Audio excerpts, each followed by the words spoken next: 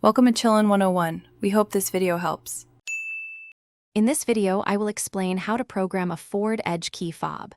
First, gather all key fobs you wish to program, including any existing ones. Make sure your vehicle's battery is fully charged to avoid interruptions during the process. You will need access to the ignition and the driver's side door lock. This method works for many Ford models, ensuring you can add new fobs or reprogram old ones efficiently. To begin, insert a previously programmed key into the ignition. Now, turn the key rapidly from the OFF position to the on position 8 times within 10 seconds. Do not start the engine. After the 8th turn, the door locks will cycle, indicating that your vehicle has successfully entered programming mode. This confirms you are ready for the next step.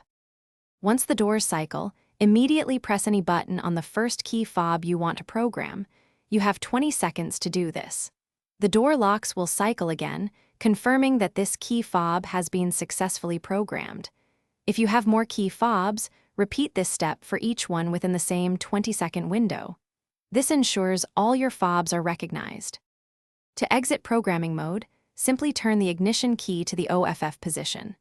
Remove the key, and then test all your newly programmed key fobs to ensure they lock, unlock, and activate the panic alarm correctly. If any fob doesn't work, you may need to repeat the process. Also, remember to check the description below for a link to some fantastic deals, including a special offer on durable socks with a lifetime warranty. Thanks for watching. Consider subscribing if we helped you.